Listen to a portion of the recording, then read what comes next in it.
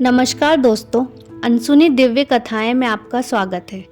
आज हम आपको भगवान श्री कृष्ण और दानवीर कर्ण के संवाद की एक कहानी सुनाने जा रहे हैं। महाभारत के युद्ध को टालने का एक अंतिम प्रयास करने के लिए भगवान श्री कृष्ण धृतराष्ट्र की सभा में पहुंचे। वहां पर पूरी राज्यसभा के समक्ष पांडवों की ओर से भगवान श्री कृष्ण ने शांति प्रस्ताव रखा, लेकिन यह प्रस्ताव दुर्योधन को कदापि मान्य नहीं था। सभा से बाहर आने के बाद नारायण कृष्ण दुर्योधन के सर्वश्रेष्ठ योद्धा दानवीर कर्ण से अकेले में मिले। उन्होंने कर्ण को उसके जीवन का सत्य बताया कि वह पांचों पांडवों का बड़ा भाई है, अर्थात पांडवों की माँ ही उसे जन्म देने वाली जननी है।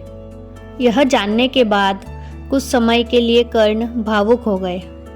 भगवान कृष्ण ने उसे समझाया कि वह पांडवों में ज्येष्ठ है। अगर कर्ण पांडवों की तरफ से हस्तिनापुर के विरुद्ध युद्ध करेगा तो फिर जीतने के उपरांत वह भारतवर्ष का चक्रवर्ती सम्राट बनेगा।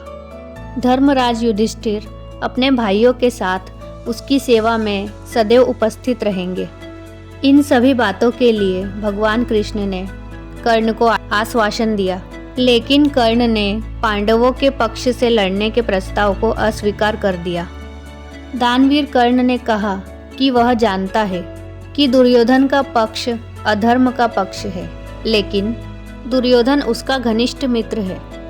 उनके जीवन में एकमात्र दुर्योधन ही ऐसा व्यक्ति है जिसने कर्ण को सम्मान दिया है और अन्य सभी ने तो अपमान ही किया है। फिर दानवीर कर्ण कहते हैं कि अब वह दुर्योधन की कृतज्ञता का ऋण चुकाना चाहता है, इसलिए वह अपनी अंतिम सांस तक उसके लिए ही लड़ेगा। कर्ण के इस दृढ़ निश्चय को स्वीकार करते हुए भगवान कृष्ण ने दानवीर कर्ण की निष्ठा और सच्ची मित्रता की प्रशंसा की। अंत में कर्ण ने भगवान श्री कृष्ण से कहा कि हे वासुदेव, मैं इस युद्ध का परिणाम जानता हूँ। पांडव आपकी छत्र छाया में है और आप सदैव धर्म के पक्ष में ही रहते हैं, इसीलिए पांडवों की विजय निश्चित है। अंत में दानवीर कर्ण ने भगवान कृष्ण से यह वचन लिया कि मेरी मृत्यु से पहले आप पांडवों को मेरे जन्म का भेद नहीं बताएंगे। तो दोस्तों, यह थी दानवीर कर्ण और भगवान कृष्ण के बीच के संवाद की कहानी। तो दोस्तों, आपको यह कहानी कैसी लगी हमें कमेंट करके ज़रूर बताएं और इस प्रकार की अन्य दिव्य कथाएं सुनने के लिए हमारे चैनल को सब्सक्राइब करें और इस वीडियो को लाइक और शेयर करना ना भूलें। राधे राधे।